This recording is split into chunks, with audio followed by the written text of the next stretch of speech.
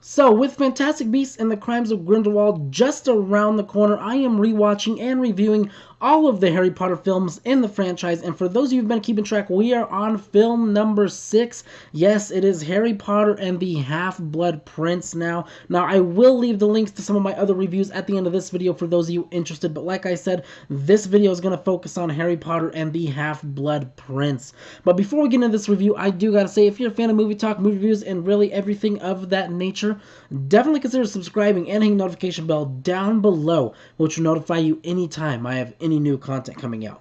But with that out of the way, let's dive right into this. So, Harry Potter and the Half-Blood Prince, and look, to start, I really gotta say that this movie gets a lot more of a bad rep than I think it really deserves. You know what I mean? I think this is actually a very good quality Harry Potter film, but for some reason, a lot of people like to hate on this one, and I can't really figure out why. Maybe it's because it's more, you know, kind of dialogue heavy and everything like that, but I actually thoroughly enjoyed this. And look, one of the things I enjoyed about this movie is this is the first movie where we get to see Dumbledore really look at Harry as an adult and really as, like, you know, someone who can help him. You know what I mean? We've seen Dumbledore throughout these films kind of shield Harry away from the danger in a lot of ways. Well, this is the movie where he actually puts Harry out there, and he actually brings Harry on missions with him, and he actually lets Harry know what's going on with Voldemort for the first time, which is absolutely fantastic. And it really just shows the evolution of their relationship, which is also fantastic if you've been following this from movie number 1. You know what I mean?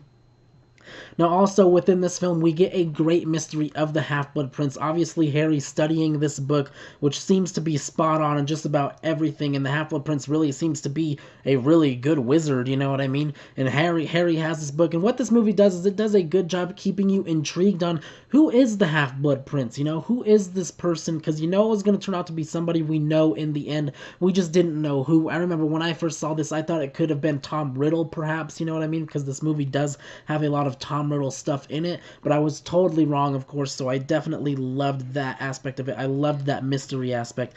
Now, this movie definitely is a setup movie to the final films in the franchise, and I've heard some people have problems with that. Personally, I didn't have any problem with that because this movie was still interesting enough for me to stay engaged in what's going on, and there was still enough happening within just this one movie that I was interested, and it didn't feel just like one huge setup movie to me. That's not all this movie felt like to me, but that's just my opinion. Other people have different ones, you know. Another thing about this movie that I really enjoyed, we get to learn a lot more about Tom Riddle in this movie. We get to see a lot more Tom Riddle back when he was in Hogwarts, which is absolutely fantastic because it leads us to things like finding out what Horcruxes are, which comes very important in the last 2 movies. If you don't know, the Horcruxes they are very, very important in the last 2 movies, excuse me, and that's fantastic because this is the first movie where we really get to learn about them, if you know what I mean. Now, also, we get to see Harry and Dumbledore go on a little adventure together, and it's really kind of the first one they've went on an adventure like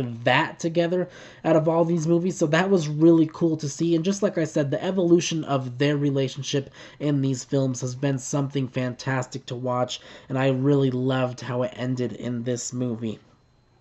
Now, also, there are 2 good twists in this movie, which I absolutely enjoy. The first of them being finding out who the Half-Blood Prince is, of course, finding out that it's actually Snape. That was a very good twist, in my opinion, because, like I said, when I first saw it, I thought it would probably be Tom Riddle. You know, that was going through my mind when I first saw it. Turned out to be Snape, which is fantastic as well. That's a great, great twist in my opinion. And also, we get to see the twist of not Draco killing Dumbledore. Now, we know that's the mission Voldemort sent Draco on, was to kill Dumbledore, but we actually see Snape kill Dumbledore, which, you know, for those of you that didn't read the books and for the first time watching, I remember just being like, whoa, what the hell, you know what I mean? Snape's on Voldemort's side, which, you know, we find out that he's not and all that, but it actually, I love that part because it actually leads to some great reveals in the final 2 films, which just really pull at your heart, you know what I mean? So, Harry Potter and the Half-Blood Prince, look, I gotta say, overall, look, there's not a ton of things, you know, there's a lot going on in this movie, so maybe that's why a lot of people didn't like it. There's not a ton of action in it, of course, you know what I mean? It's very dialogue heavy and everything of that nature, but I still really enjoyed it, probably a lot more than the average person, and I'm not even a huge Harry Potter fan, to be quite honest with you, but I absolutely enjoy this, and I can't wrap my head around why a lot of people didn't enjoy it. So my letter grade for this film would probably be a B+. I thought it was that good. Look, there's just some things it's missing for it to be an A- and to get up in that A category, but a B+ is definitely a solid film, and I thoroughly enjoyed watching this. But that's what I think about Harry Potter and the Half-Blood Prince. Definitely jump down in the comments below and let me know what you guys thought about this film. Do you guys agree or disagree with me on some of my takes, and why or why not? I want to hear all of your opinions on this, and if you guys like this video, be sure to click that thumbs up and share with all of your friends. But with all that out of the way, thank you for watching.